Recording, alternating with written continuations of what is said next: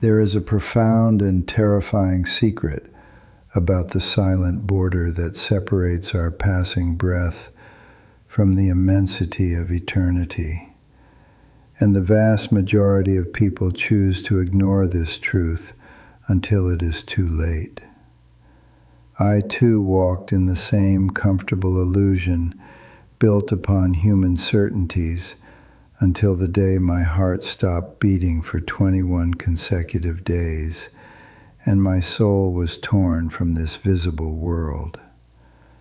During all that time, my body rested cold and inert in a hospital bed, while the doctors spoke in whispers, declaring that human science had reached its limit and that there was no more hope of return for me.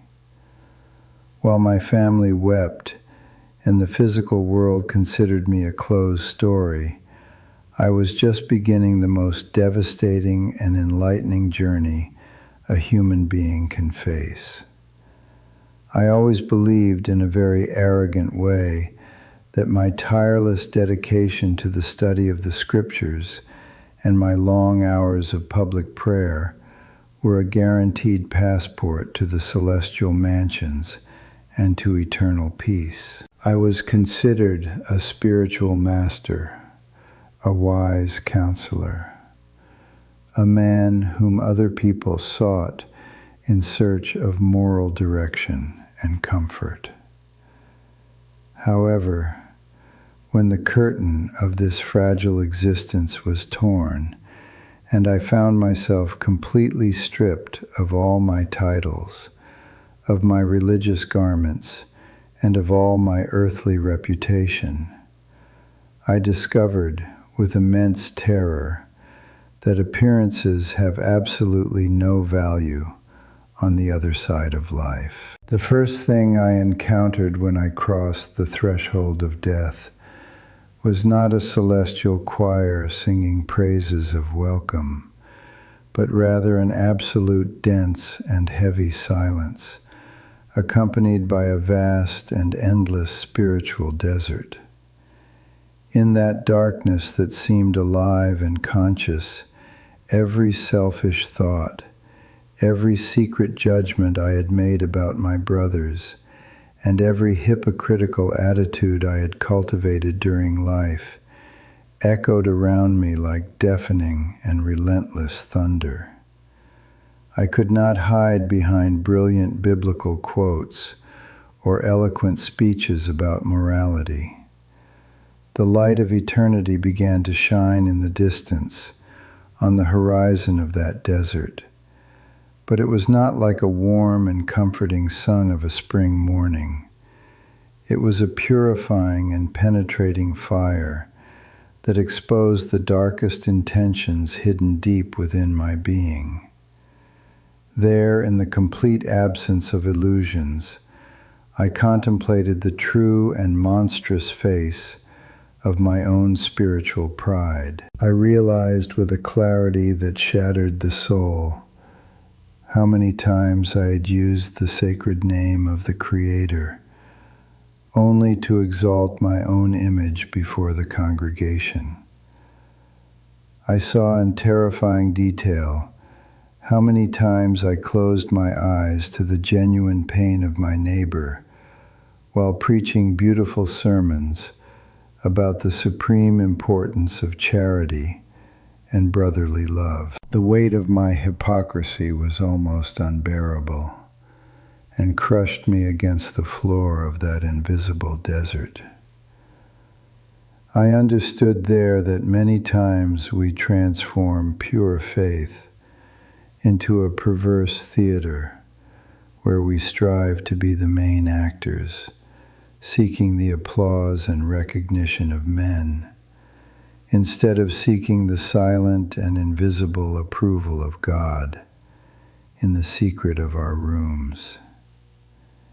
In that state of total vulnerability and spiritual nakedness, I received the profound understanding that the most destructive and terrible sin is not the one that shocks society in newspaper headlines, but the one that nests silently in the heart of the person who considers themselves just and perfect.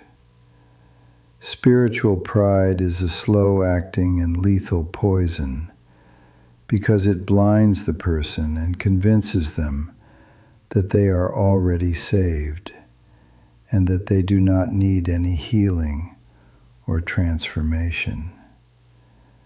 Before that light that reveals everything, I wept bitter tears that were not made of material water, but of pure spiritual repentance. I cried out for divine mercy with an intensity I had never experienced in my days of earthly life, recognizing that I was nothing but dust, ashes, and misery, and that all my supposed wisdom accumulated in books was just a drop of ridiculous illusion before the vast ocean of eternal truth. It was at the peak of my humiliation and my total brokenness that the punishing darkness of that desert gave way to a magnificent presence that human words will never be able to describe with precision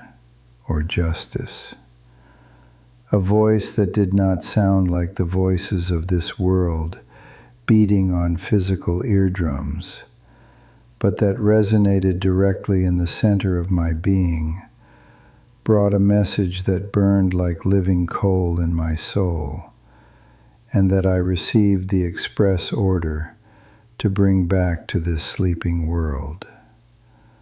The voice revealed to me with profound sadness that the time granted to humanity is extremely short, and that most hearts are petrified by an exaggerated love for the things of this world, and by the empty distractions that technology and greed offer daily. The message from heaven that I carry today is not a sensationalist revelation of future mysteries or catastrophic predictions to scare the crowds, but rather an urgent, silent, and painful call to an immediate return to the simplicity of true love and sincere repentance.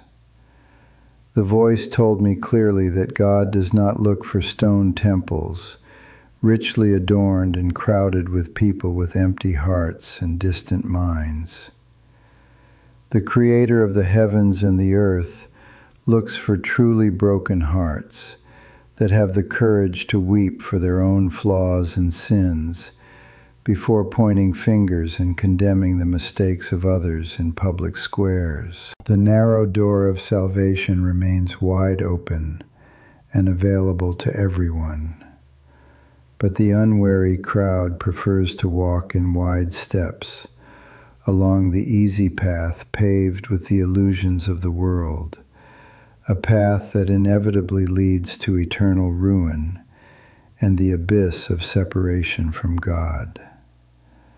I was informed by that presence full of light and authority that my journey on earth had not yet ended, because I needed to be an eyewitness and a living proof of the absolute necessity of a genuine inner transformation, and not just an outer change of religious habits.